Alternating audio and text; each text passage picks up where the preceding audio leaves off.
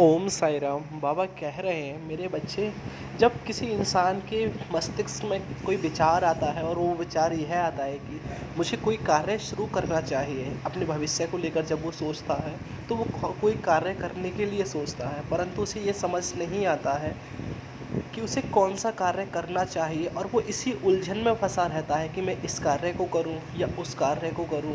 वो अपने मस्तिष्क को, अपने मन को स्थिर नहीं कर पाता है और वो सोचता रहता है और भटकता रहता है। कभी किसी से सलाह लेता है तो कभी किसी से सलाह लेता है। कभी कभी सलाह लेते लेते इतना बैरागी हो जाता है वो कि किसी तांत्रिक, किसी बाबा के पास भी जाता है और वहाँ जाके हाथों की रेखाएं दिखाता है। क्या मेरे बच्चे इन हाथों की रेखाओं को कोई पढ़ सकता है क्या? किसी के समझ में आ सकती हैं ये हाथों की रेखाएं? क्या ऐसा संभव है? मेरे बच्चे, ऐसा कोई कुछ भी संभव नहीं है। कोई नहीं बता सकता कि तुम्हारे भविष्य में क्या लिखा हुआ है।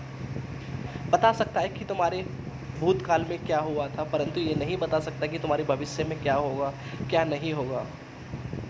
इसलिए किसी की बातों पर विश्वास ना करें और खुद ही फैसला लें, और खुद बहुत सोच और समझने के बाद ही फैसला लें। सबसे सलाह लें, लेकिन तुम्हारे मन को जो भाए, तुम्हारी आत्मा जिसको स्वीकार करे वही कार्य करना चाहिए।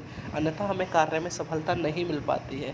जैसे हम अब सोचते हैं कि हम इस कार्य को करें, इस रोज़गार को करते हैं या इस व्यापार को करते हैं। हम जब हम रोज़गार के लिए किसी व्यापार को करते हैं तो फिर कई बार सलाह लेते हैं सबसे। जब सलाह लेने के बाद हमें कोई भी सटीक सलाह नहीं मिलती है, और ऐसी भी सलाह मिल जाती है हमें कभी कि हमें अच्छी भी लगती है, और हम थोड़े बेचैन भी होते हैं उसे सोच के कि कहीं इतना पैसा लगा है इसमें और ये बर्बाद ना हो जाए।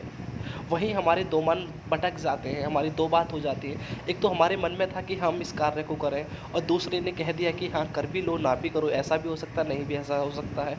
हमारा मस्तिष्क, हमारा मन उसने भटका दिया, और अंत में जाके हमें फैसला क्या मिला कि हम उस कार्य को नहीं कर रहे। और 1 साल फिर हम ऐसे ही आगे निकल जाते हैं, और फिर दोबारा हमारे मन में विचार आता है वही। फिर से हम कार्य करना उसी को शुरू करते हैं।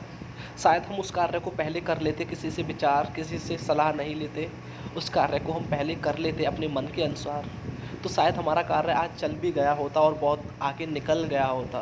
क्योंकि कार्य को जमने में भी समय लगता है, एक साथ कोई भी और किसी कार्य में सफलता नहीं मिलती है।